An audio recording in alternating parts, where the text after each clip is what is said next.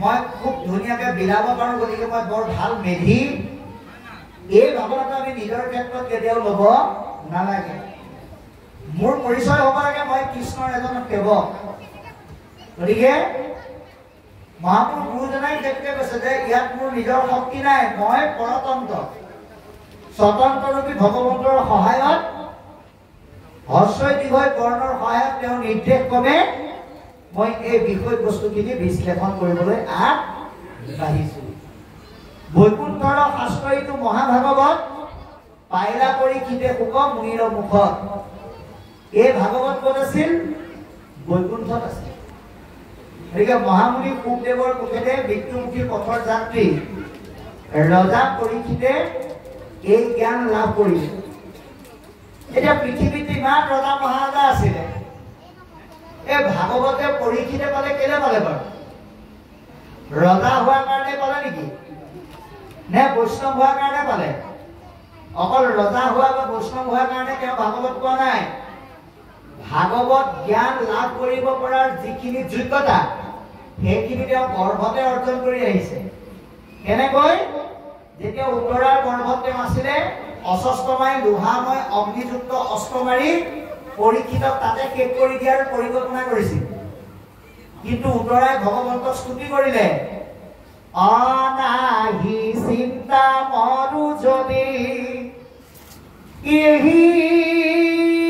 খৰে ফুটি কেৱলে ৰাখিও মোৰ ইটো ভক্তি ঘেৰা পুৰাখি পাইলে দুৰন্ত মৰণ ৰাখি ওচৰতে পাব অখিলো শৰণ গতিকে মৰণৰ সময়ত আশ্ৰয় ল'লে ৰক্ষা কৰিব পৰা দেৱতাজন যে কৃষ্ণ সেইটো উত্তৰাই প্ৰমাণ কৰি থৈ গৈছে গতিকে ভগৱন্তই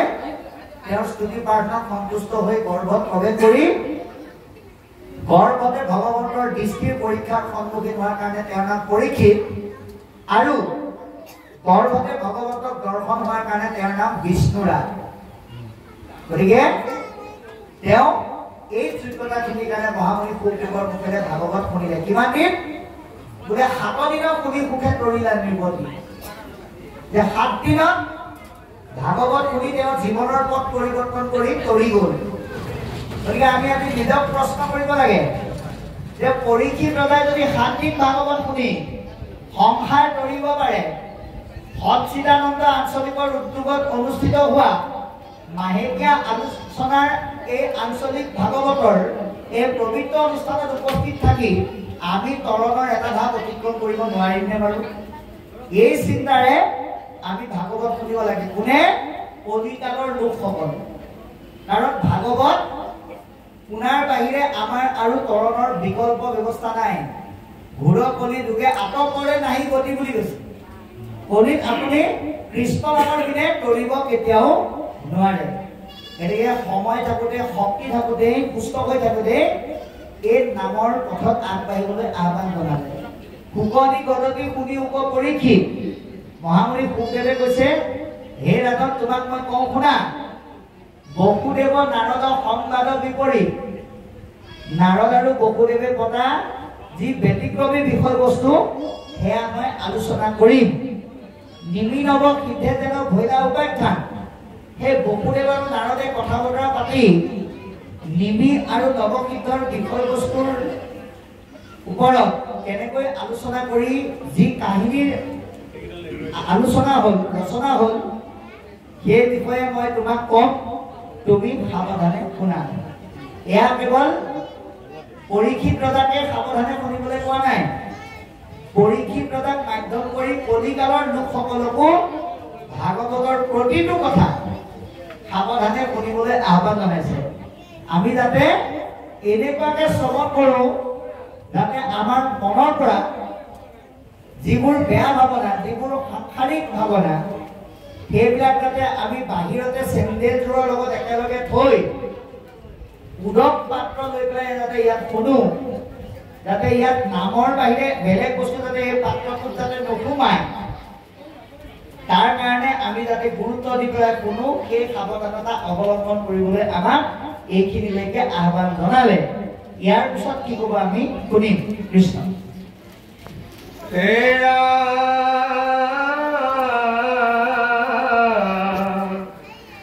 বাৰে বাৰে নাৰদক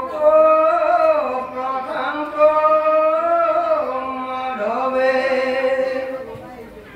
নিৰন্তদাৰকাৰী কৃষ্ণক গৌৰৱে। হে ৰাম জীৱন্তে মুকুটতে হো জানিবা সাক্ষাৎ, তথাপি উৎসুক আতি কৃষ্ণৰ সেৱাত। মুকতি মুখটো কৰি ভকতি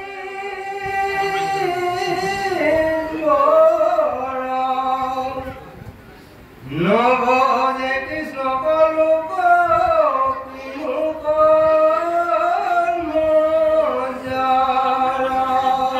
বাক্য কৰ্ণ মন মুখ আছে মানে জানা, কৃষ্ণ ভগতিত সম স্তনে অধিকাৰ। কৃষ্ণ পদ পঙ্কজ ভজে মোৰ মাৰে, নৰতন পায়াতে যে কমন পামৰে। এমুকাৰে মনুষ্যমি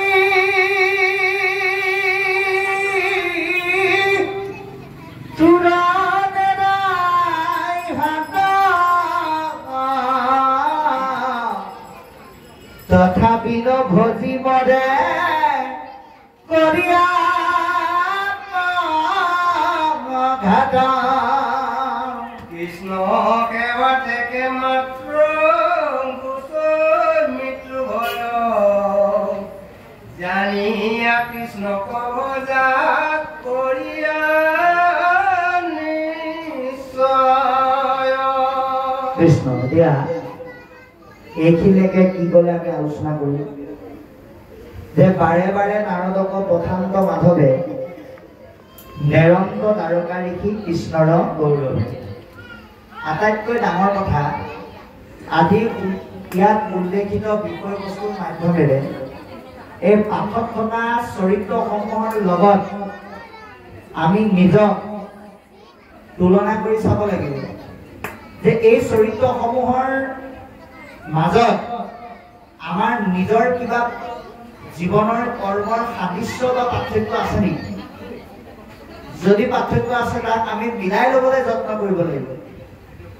কি বুলি ক'লে, খুদ ভগৱন্তই নিজে নাৰদক কৈছে, হেৰা নাৰদ, তুমি বসুদেৱকে আদি কৰি